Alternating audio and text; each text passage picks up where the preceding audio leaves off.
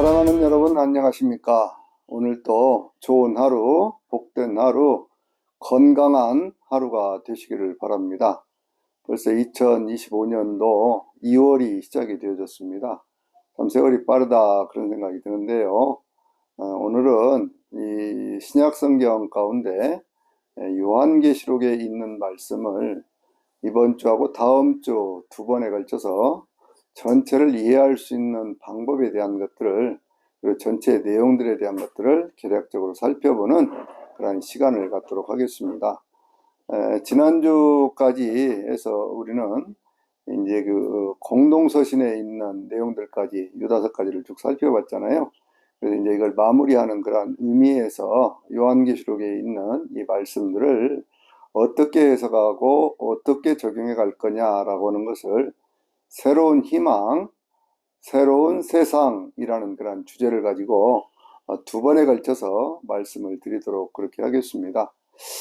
요한계시록 그러면 사람들이 접근하기가 상당히 힘들고 어려운 그런 내용으로 생각을 하지만, 제가 이 유튜브를 우리 전장로님과 함께 시작을 하면서 요한계시록에 대한 내용들을 68번에 걸쳐서 그렇게 쭉 그 내용 정리를 해놓은 것들이요, 이 같은 컨텐츠 안에 담겨져 있으니까 전체 내용 가운데 의문이 나는 그러한 사항들이 있다면 그 내용들을 부분 부분으로도 살펴보시면 계시록을 이해하는데 상당한 도움이 될 것이다 이렇게 생각이 되어져요.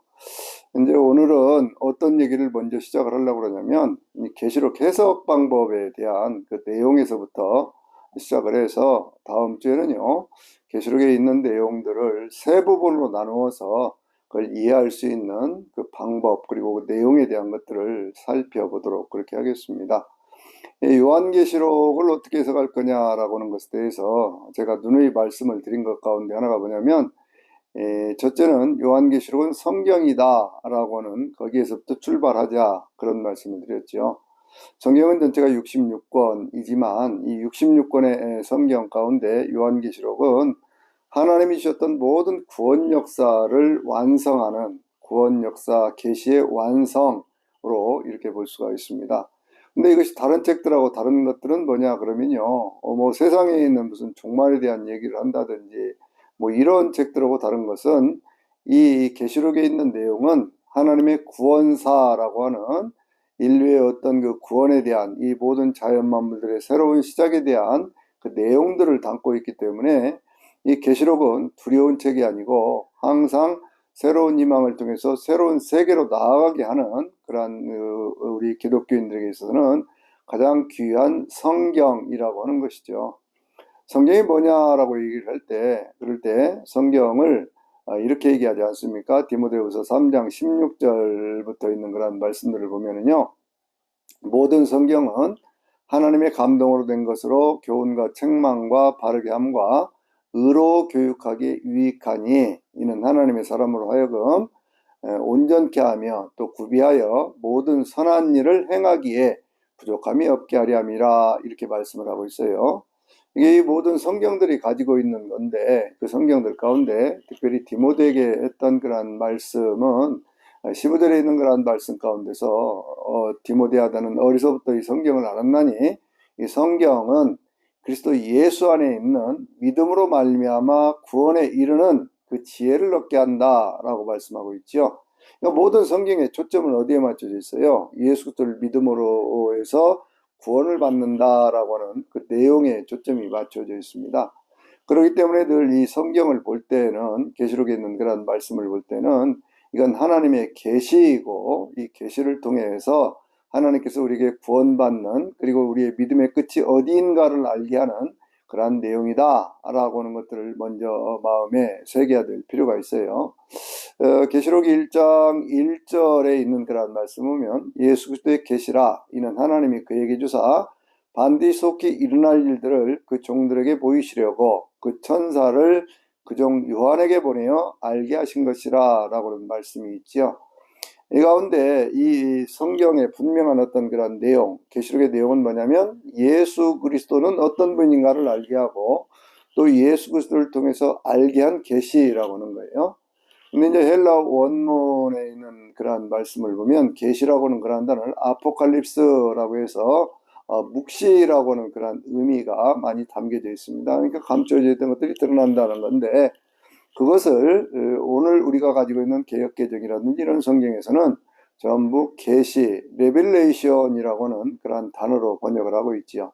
그렇죠. 이 묵시라고 하는 것이 계시가 되어져서 나타나는 것이 바로 그것이 감춰졌던 것들, 베일에 감춰졌던 것들을 그 베일을 걷어내고 커튼을 걷어내고 그 안에 있는 내용들을 가르쳐 주는 것이 바로 요한계시록, 성경이라고 하는 그런 말씀입니다.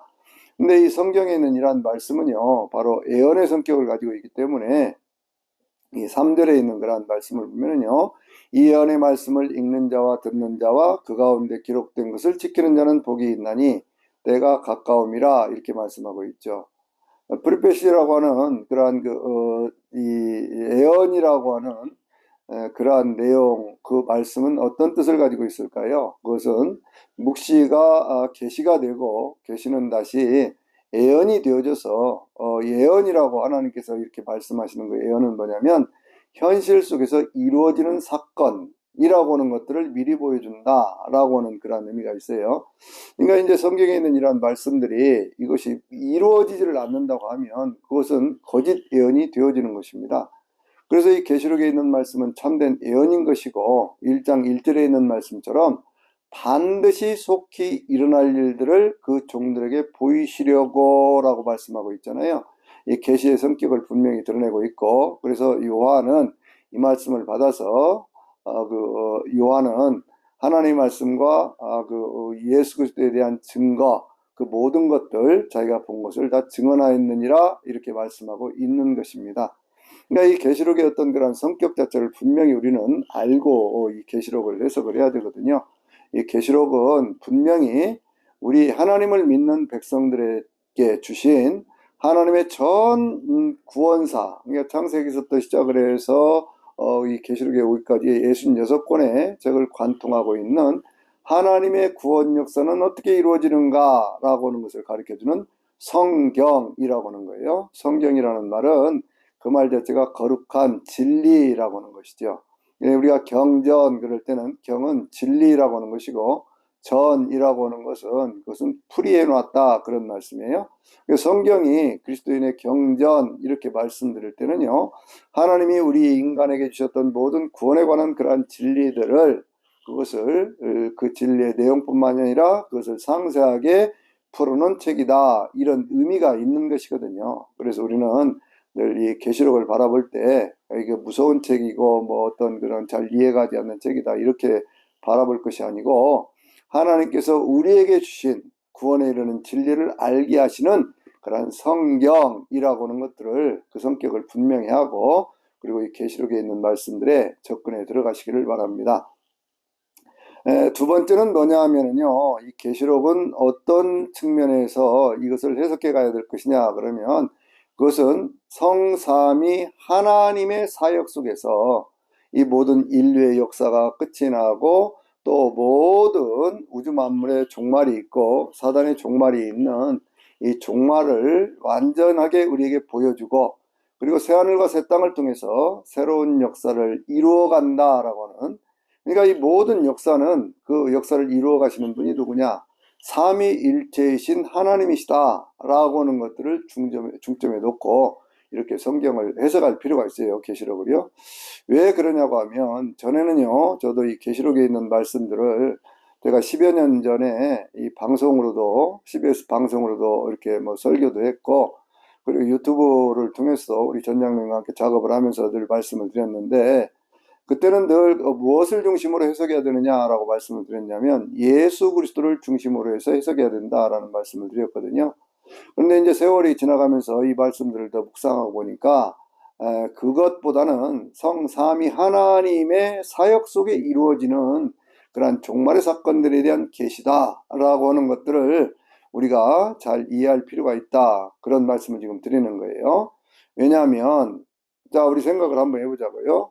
물론 초림 예수가 있고 그리고 이제 승천하신 예수님 다시 오실 예수님에 의해서 이 모든 역사가 진행되어 가는 것처럼 이렇게 되어 있지요.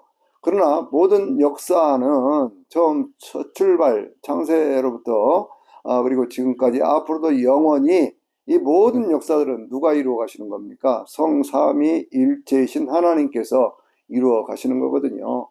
그래서 성경에 있는 그런 말씀 가운데 요한이 이렇게 얘기를 하지 않습니까?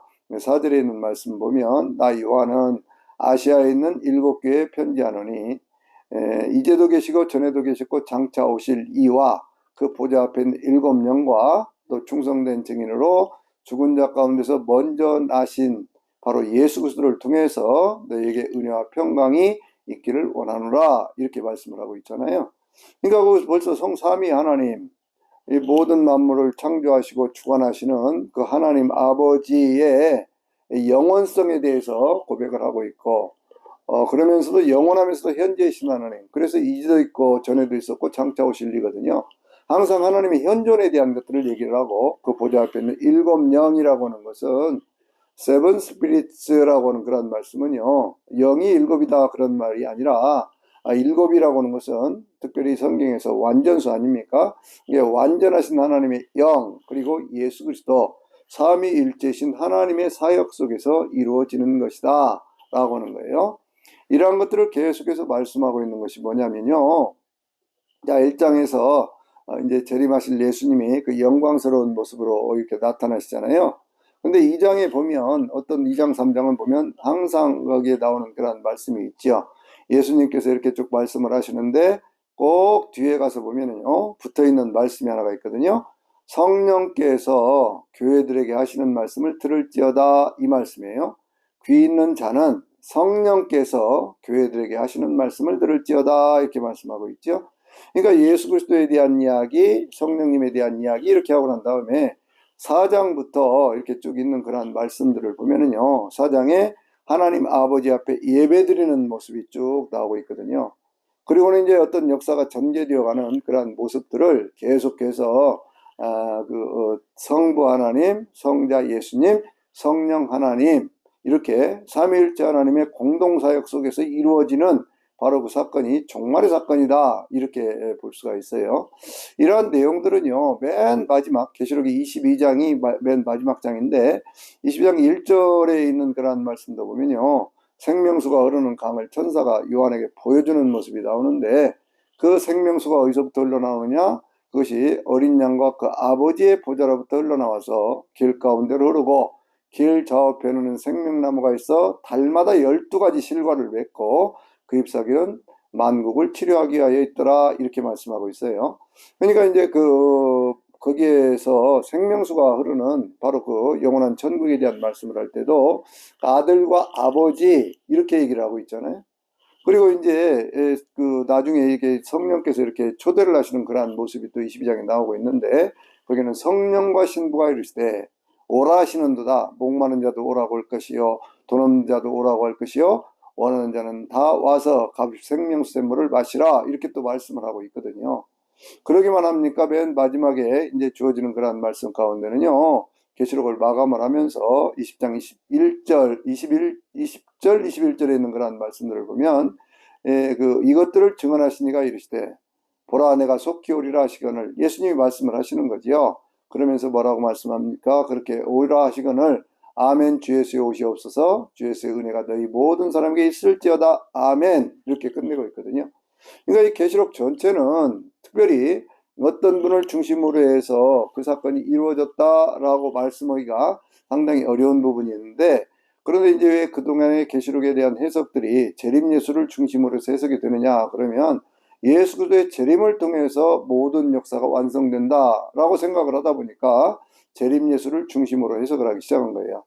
그러면 거기에 어떤 장점도 많이 있지만 어떤 오류가 발생을 했느냐 그러면요.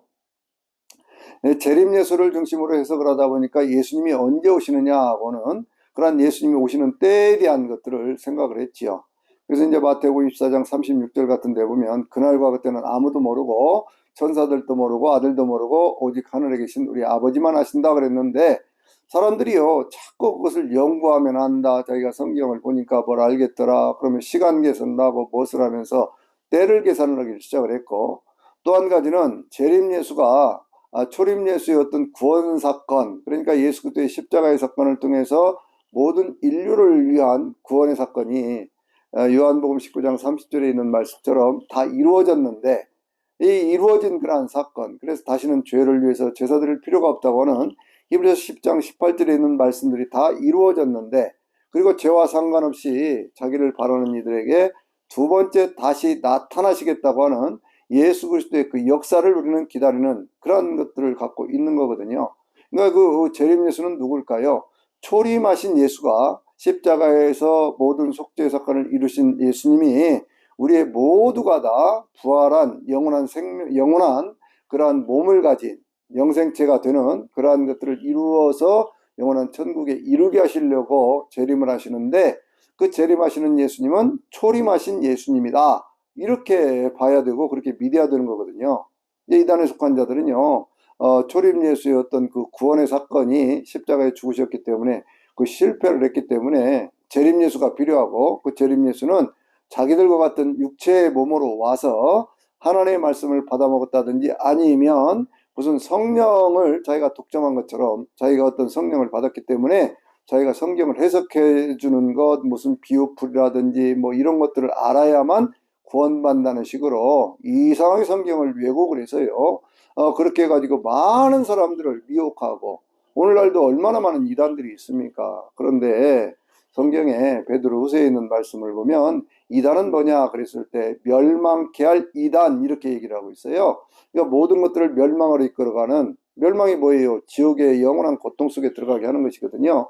그런데 사람들이 미혹이 되어 가지고 그렇게 해서 오늘날 많은 사람들이 참 고통을 당하는 그러한 모습들을 볼 수가 있거든요. 그래서 성경을 해석을 할 때, 요한계시록을 해석을 할 때는요, 예수 그리스도의 어떤 사역에 우리가 많은 그런 관심을 가지고 있고 그렇게 하지만, 그것보다 더 정확하게 해석할 수 있는 그것은 뭐냐 그러면, 물론 예수 그리스도의 계시이지만 그 계시를 주신 분이 누구예요? 하나님이 그에게 주사거든요. 하나님이 그에게 주사 반드시 속히 일어날 일들을 그 종들에게 보이시려고 그 천사를 그 종 요한에게 보내어 알게 하신 것이라, 이렇게 말씀하고 있잖아요. 그러니까 그 계시의 원천은 누구예요? 하나님 아버지시죠. 그리고 계시의 주체가 예수 그리스도고, 그것이 이제 천사들을 통해서 요한에게 전해졌고, 요한은 다시 그것을 교회를 섬기는 주의 종들에게 가르쳐주기 위해서 이 계시의 말씀이 증거가 되어진 것이거든요.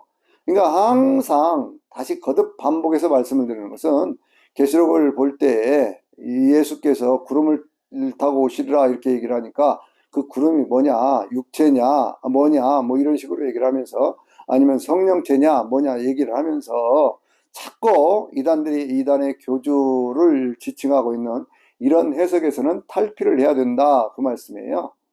계시록 전체를 보십시오. 전체 삼위 하나님의 사역이 나와 있지, 거기에 어디 특정한 어떤 한 인물을 이렇게 지칭하고 있는 것이 없습니다. 그런데 이제 어떤 이단의 교주는 자기가 사도 요한격의 뭐 선자니, 자기가 이긴 자니, 뭐니 이렇게 얘기를 하면서 마치 자기가 이 시대의 재림 예수인 것처럼 그렇게 말하는 그러한 것들을 볼 수가 있거든요. 다 헛것이고 다 이단의 주장이고, 그렇기 때문에 그런 것에 절대로 넘어가지 않고 성경을 읽을 때 정상적으로 삼위일체이신 하나님의 사역 속에 이루어진다. 그래서 이단들이 가장 부인하는 것이 뭐예요? 삼위일체에 대한 거예요.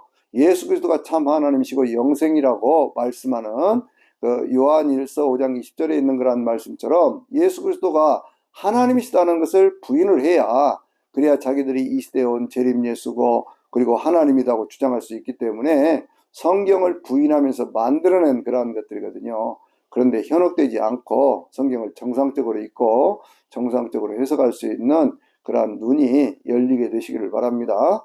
세 번째는 뭐냐면요, 이 계시록을 해석을 해갈 때는요, 항상 교회를 중심으로 해서 해석을 해야 됩니다. 왜냐하면 이 계시록은 누구에게 주어진 거예요?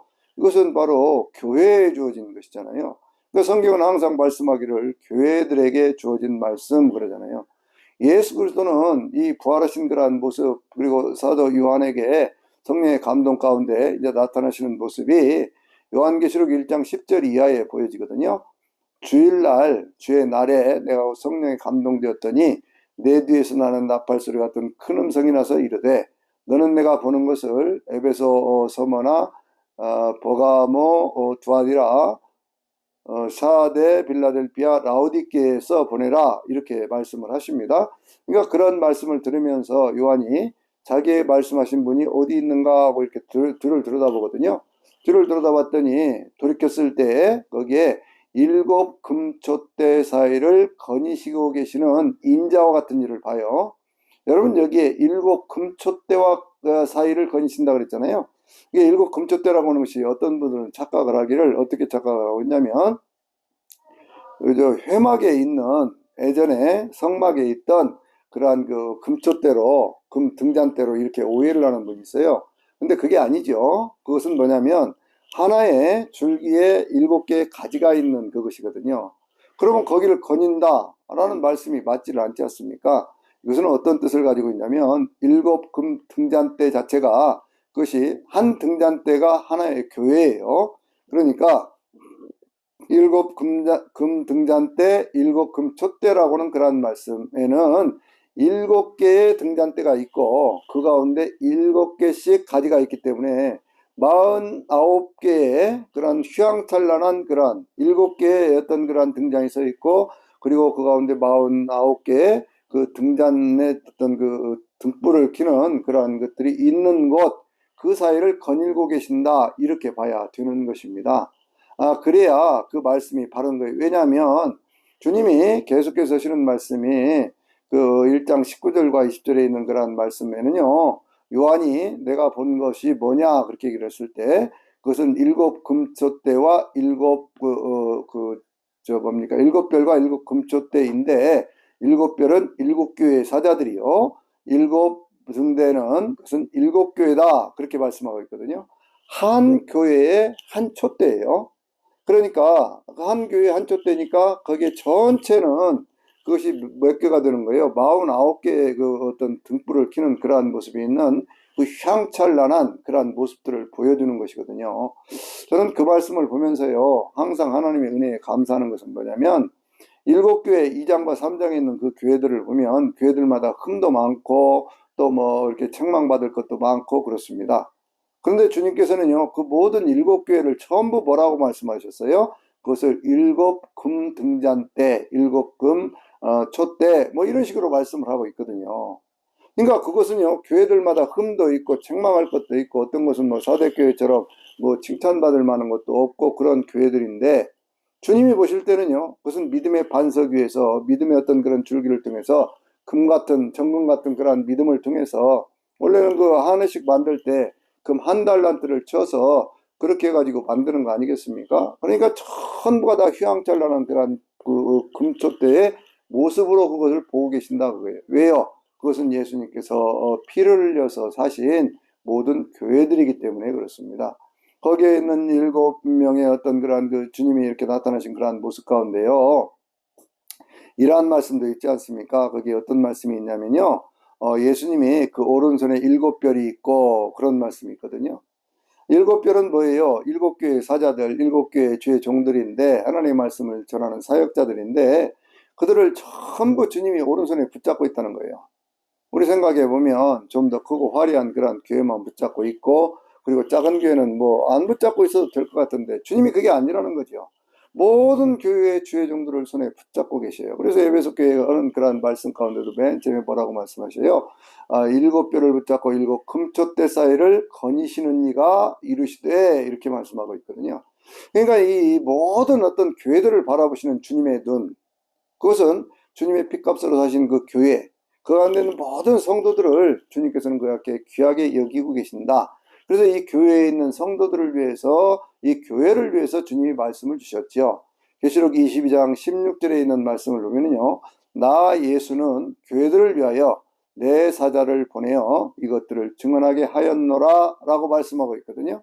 교회들을 위하여 오늘 이 세워진, 그러니까 초대교회로부터 지금까지 세워진 모든 교회들에게 주님이 말씀하고 계시고 그 교회의 주의종들을 붙잡고 하나님의 백성들을 붙잡고 그렇게 계시면서 그들로 하여금 모든 환난 풍파 다 이겨갈 수 있도록 하나님께서 힘을 주시면서 그렇게 하시는 이 교회, 이 교회를 중심으로 해석을 해야 됩니다. 근데 많은 분들이요, 오히려 이 계시록을 통해서 막 교회를 무너뜨리는 어떤 그러한 이상한 어떤 그러한 해석들에 거기에 심취해 가지고 마치 교회에 불만 있는 것들 그런 것들을 가지고 이렇게 이야기하는 그러한 모습들을 볼 수가 있습니다. 아닙니다. 이 계시록은 해석을 할 때요. 이 교회는 뭐냐 그러면 에베소 1장 23절에 있는 말씀 보면은요. 모든 만물을 충만하게 하시는 이의 충만함이니라 이렇게 말씀하고 있어요. 뭘로 충만하게 하는 거예요? 생명으로 충만하게 하는 것이거든요. 그래서 주님께서 늘 성도들을 향해서 말씀을 하시기를 마태복음 5장에 있는 그러한 말씀 통해서 너희의 착한 행실로 세상을 밝히 비추어라 라고 말씀하고 있지 않습니까? 그러니까 바로 그와 같은 사명들을 감당하고 있는 것이 교회예요. 교회는요 정말 세상에 있는 모든 것들 가운데 가장 귀한 것이고 하나님의 통치를 이 땅에서 이루어가는 하나님의 왕국이 이 세상에서 이루어진 바로 그것이 바로 교회인 것이거든요. 그래서 늘 이 계시록에 있는 말씀들을 해석을 해갈 때는 이게 어떤 교회의 어떤 것들을 바라보시면서 주님이 이렇게 말씀을 하시는가 그걸 생각해야 돼요. 왜냐하면 그 가운데 이제 2장과 3장에 있는 그런 말씀 가운데 이기는 자가 되라 이기는 자가 되라 이기는 자가 되라고는 말씀을 교회들마다 말씀하지 않습니까? 그 에베소 교회 같은 데는 이기는 자에게는 내가 하나님의 낙원에 있는 생명나무의 열매를 주어 먹게 하리라 이렇게 말씀하고요. 서원학교에 있는 그러한 교회에 주신 그러한 말씀 가운데서는요. 주님께서 이기는 자에게는 내가 결코 둘째 사망의 해를 받지 않게 하리라 이렇게 말씀을 하고요. 그 이기는 자에게 주어지는 축복이 12가지가 있는데 그 가운데 특별히 이제 라오디게아 교회 같은 경우는요. 이기는 자에게는 내가 이기고 내 아버지 보좌에 함께 앉는 것처럼 내 보좌에 함께 하리라 이렇게까지 말씀을 하셔요.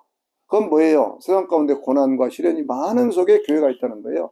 계시록에 있는 가장 큰 핍박이 어디로부터 옵니까? 그 어떤 그러한 그 잘못된 정치 권력, 사단으로부터 능력과 권세와 자기의 왕권을 이렇게 포장받은 큰 권세를 받은 그러한 짐승, 적그리스도 그것과 그리고 거짓 선자, 그 어린 양처럼 말하고 또 아니 어린 양처럼 두 뿔이 있고 용처럼 말을 하는 그러한 그 거짓 선자 이것들에 의해서 교회가 핍박을 당하는 거 아니겠습니까? 외적으로는 정치 권력에 의해서 압박과 핍박을 받고 내적으로는 수없이 많은 거짓 선생들, 거짓 선자들 뭐 이런 것들에 의해서 이단들에 의해서 교회가 도전을 받고 시련을 당할 때 그 모든 것들을 믿음으로 이겨고 나면 이브리서에 있는 그러한 말씀처럼 하늘에 있는 예루살렘에 이르는 그날까지 더 나은 본향에 이를 때까지 그렇게 하나님은 우리를 지키시고 보호하여 주실 줄로 믿습니다.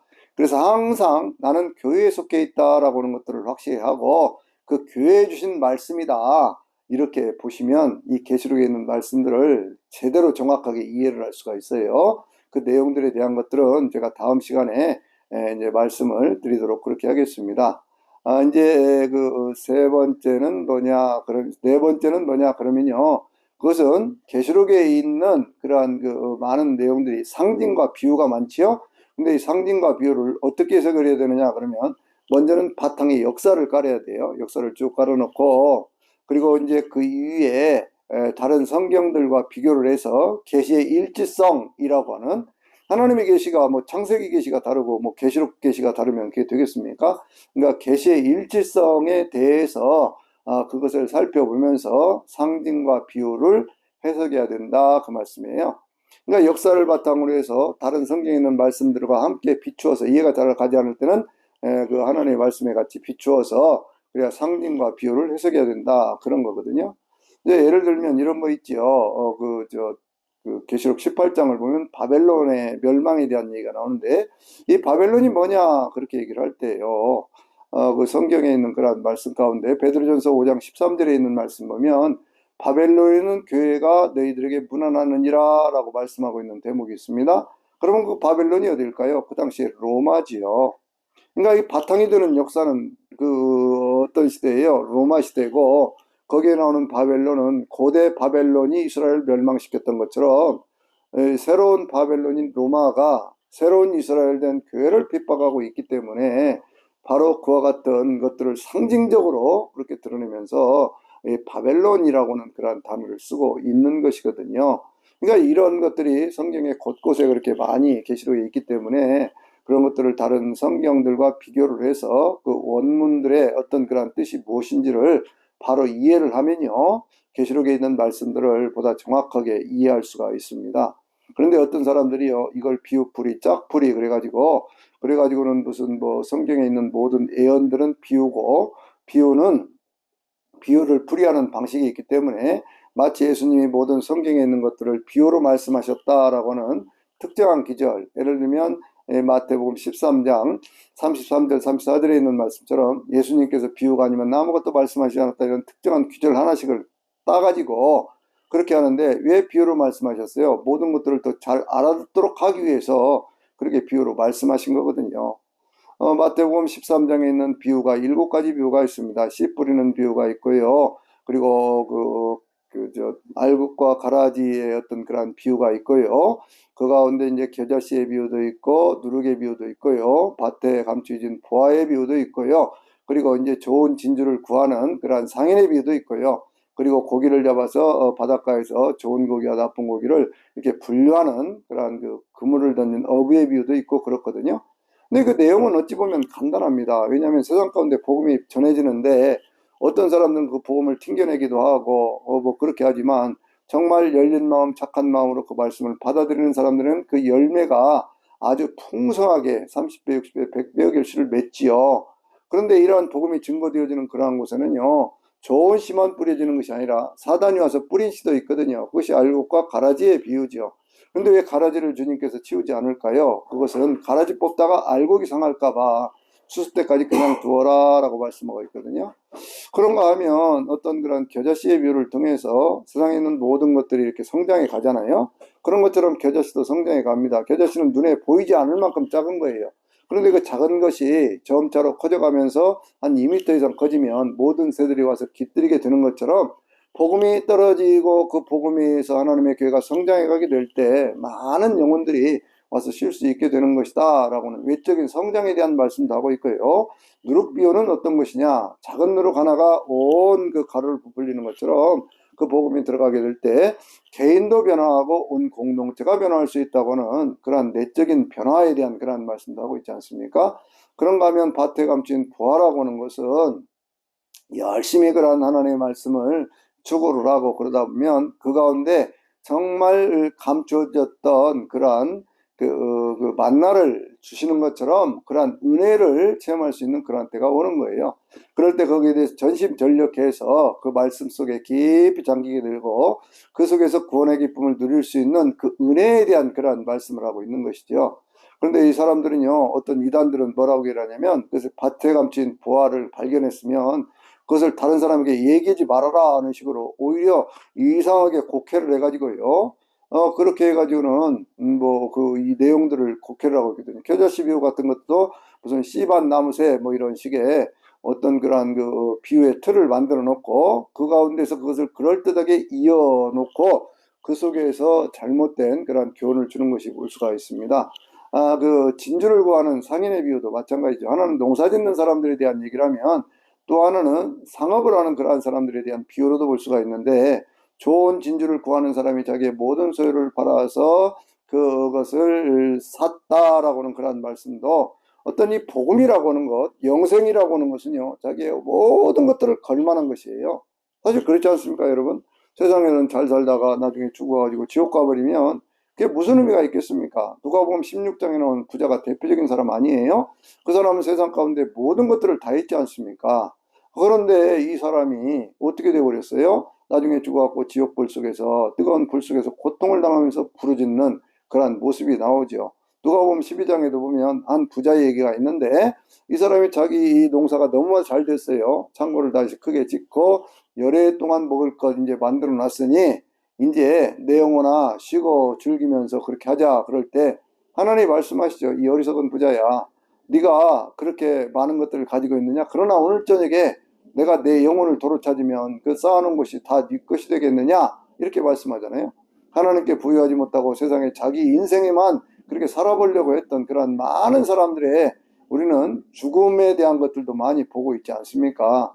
그래서 바로 그러한 것들, 정말 영원한 생명이라고는, 주님께서 우리에게 주신 이 영생이라고 하는 것은 그 무엇과도 바꿀 수 없는 모든 것들을 다 들여서라도 영원한 천국에 이룰 수 있는 그것을 알았기 때문에 많은 분들이 순교도 하고 그런 거 아니겠어요?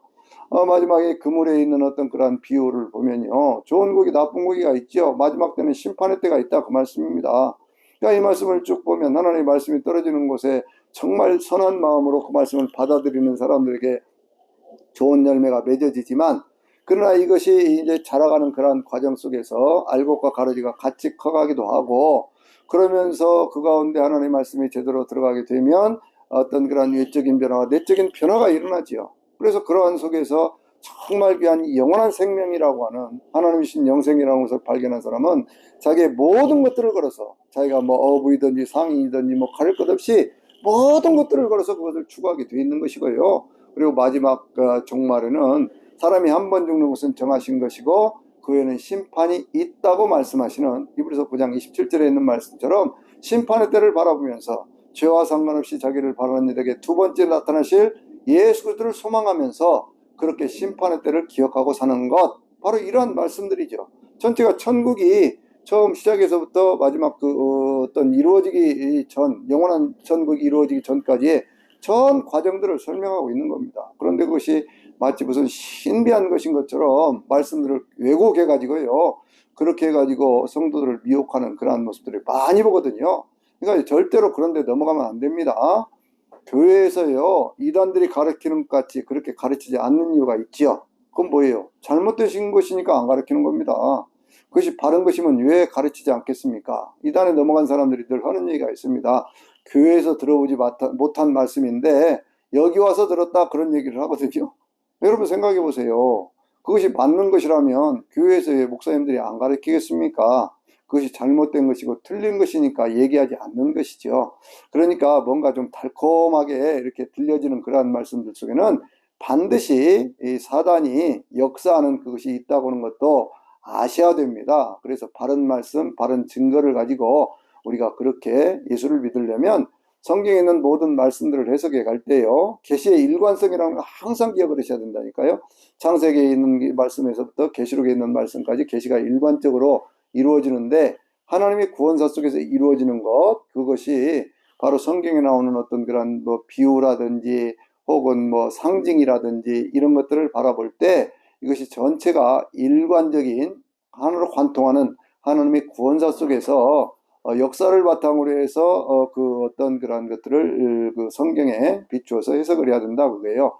왜 그러냐면 특별히 계시록은요, 이 로마라고 하는 아주 그 엄청난 전 세계를 거의 그 지중해 전역을 정복해 갔던 그러한 나라, 폭력적이고 어떤 그 사회 계급 질서가 황제로부터 시작을 해서, 그래서 귀족 계급, 그다음에 평민 계급, 노예로 이렇게 쭉 그 사회적인 체제가 그렇게 갖춰져 있었고요. 황제 숭배가 강조되던 그러한 세상이어서 황제를 숭배하지 않는 사람들은 뭐 히브리서에 있는 말씀처럼 10장과 11장에 그런 말씀 있잖아요. 거기에 보면은 짐승의 밥으로 던져지기도 하고 목에 잘려 죽기도 하고 토백해서 죽기도 하고 감옥에 갇히기도 하고 재산을 몰수당하고 추방당하기도 하고 광에서 유리 방황을 떠돌기도 하고 하는 그런 상황 속에 빠지고 있었던 거예요. 그 많은 사람들이 이 교회를 계속 다녀야 되는 것인지, 그리고 신앙생활을 계속 해야 되는 것인지, 그런 것들에 대한 굉장한 의문을 가지고 있던 때에 하나님의 복음을 전하다가 밤모섬에 이렇게 유배를 당했던 요한 사도가 하나님의 성령의 이끌림을 받아서 하나님의 계시 가운데 그 모든 것들을 보고, 그러면서 마지막 승리에 대한 말씀을 주기 위해서 우리에게, 이기는 자에게 주어지는 마지막 승리의 어떤 그러한 사건을 미리 보여주기 위해서 주신 말씀이 계시록이지, 이것이 무슨 사람들에게 협박을 하고 공갈을 하고 그렇게 해서 자기들의 집단에 충성하게 하고 어떤 이단 교주의 이익에 봉사하게 하는, 그러기 위해서 주어진 말씀이 아니라는 거예요. 그러니까 늘 우리는 그와 같은 것들을 바로 알고 그렇게 해석을 해야 됩니다. 한 가지만 더 말씀을 드릴게요. 뭐 말씀을 드리려면 끝이 없지만 오늘은 한 가지만 더 말씀을 드리려고 하는데, 그것은 뭐냐면 이 계시록을 해석을 할 때 천국과 지옥은 그것은 반드시 있는 것이다 라고 하는 것에 대해서, 그것에 대해서 분명하고 확실하게 이 계시록을 통해서 가르쳐 줄 수 있어야 됩니다. 왜 그러냐면 이 세상은 악한 세상이거든요. 그럼 악한 세상이 그대로 계속 간다, 그러면 이게 하나님의 공의가 이루어지는 것이 아니죠. 하나님의 공의가 이루어지려면요, 하나님을 믿고 그 믿음 때문에 하여튼 그 세상 가운데 주님을 위해서 헌신도 하고 또 하나님을 위해서 충성도 하고 그러다가 순교도 한 그러한 사람들에게 뭔가 보상이 되어져야 될 거 아닙니까? 그리고 악하게만 살아서 하나님을 대적하고 교회를 무너뜨리고 했던 것들에 대해서는 거기는 심판이 있어야 될 거 아니에요? 근데 그것이 없다고 하면 그러면 예수를 믿는 것이 헛것이 되는 겁니다. 그래서 이 계시록에서 가장 강조하고 있는 그러한 말씀 가운데 하나가 뭐냐면요, 하나님의 심판은 참되고 의로우시도다라는 그러한 말씀이에요. 이 말씀이 계시록 15장에도 있고요, 또 16장에도 있고요, 그리고 또 예수님께서 재림하실 때도 19장 2절에 있는 말씀 보면 그쯤에 그 심판이 참되고 의로우시도다. 그 큰 음녀를 심판하사 우리의 핏값을 그의 손에 갚으셨으니 하나님께서는 참되고 의로우시도다 할렐루야 하는 그런 내용들이 있거든요. 하나님 심판이 그렇게 있어야 된다는 거예요. 그것이 결정적으로 보여주는 것이 뭐냐면 예수님의 재림 사건을 통해서 이루어지는 19장의 사건이고요. 그리고 20장에 보면은 이제 마지막 백보자 심판이 있을 때 거기에도 뭐라고 말씀합니까? 어린 양의 생명책에 그 이름이 기록되지 못한 자들은 누구든지 다 불못에 던져지게 되더라, 그렇게 말씀하고 있죠. 그러나 이기는 자들에게는요, 이기는 자들은 영원한 하나님의 천국이 주어지는 겁니다. 죽음이 없고 고통도 없고 눈물이 없는 그 영원한 세상, 하나님이 만드신 그 아름다운 영원한 세상, 바로 그곳에 우리를 인도해 가시는 것이 하나님의 공의인 것이거든요. 그러니까 늘 우리는 이 어떤 이단에 속한 애들은요, 뭐라고 얘기를 하냐면 지옥이 없다 그렇게 얘기를 해요. 왜 그럴까요?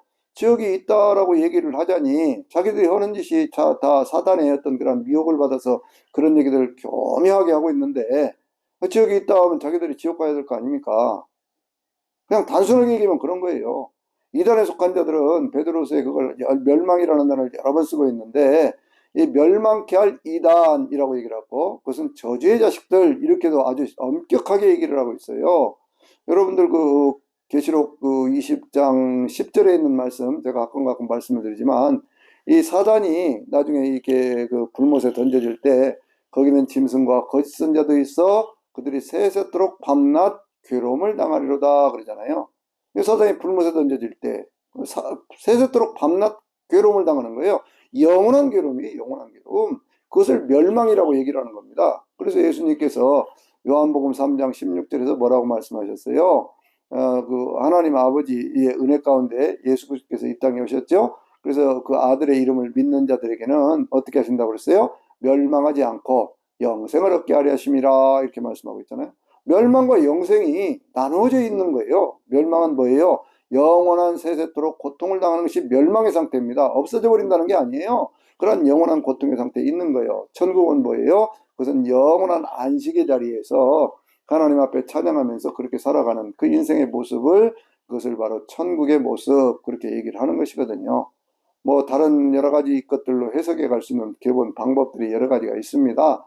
그러나 그런 것들은요, 제가 이렇게 우리 전장님과 함께 이렇게 유튜브로 녹화를 해놨던 계시록 전체 내용들을 68번에 걸쳐서 해놓은 그런 내용들을 참고를 해보시면 더 좋겠고, 하여튼 기본적으로 가장 중요한 것은 뭐냐 그러면 계시록은 성경이다라고 하는 것이고, 계시록은 삼위일체 하나님의 사역 속에서 구원사에 대한 내용을 말씀하고 있기 때문에, 그래서 이 구원사를 중심으로 해서 삼위일체 하나님의 사역이라고 하는 것으로 계시록을 읽어나가라는 것이고요.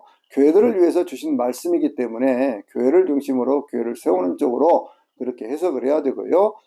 그 역사를 바탕으로 해서 다른 성경 말씀과에 비추어서 계시의 일관성이라고 하는 것을 통해서 상징과 비유를 해석할 수 있으면 그 바람직한 것이고요. 더 나아가서 천국과 지옥은 이거는 영원한 현실이지 이것이 뭐 있을 수도 있고 없을 수도 있는 그러한 것들이 아니다.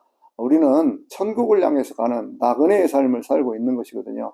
우리는 지금 이 육신의 장막집에 있잖아요. 이 장막을 벗어버릴 때 하나님께서 우리 안에 심어놓으신 영원한 생명, 그 영혼이 하나님 앞에 가서 주님을 찬양할 때까지 저나 여러분 언제나 믿음으로 승리하는, 그래서 이긴 자의 삶을 통해서 계시록 21장 7절에 있는 말씀 보면 이기는 자에게는 내가 이것들을 상속하여 주리니 나는 그의 아버지가 되고 그런 데 아들이 되리라. 나는 그의 하나님이 되고 그런 데 아들이 되리라 라고 말씀하시는 그 말씀처럼 하나님의 자녀로서 영생복락을 누리는 그날까지 늘 세상 가운데서 모든 것들을 믿음으로 잘 해석하고 믿음 안에 승리할 수 있는 저는 여러분이 되시기를 주의 이름으로 축원합니다.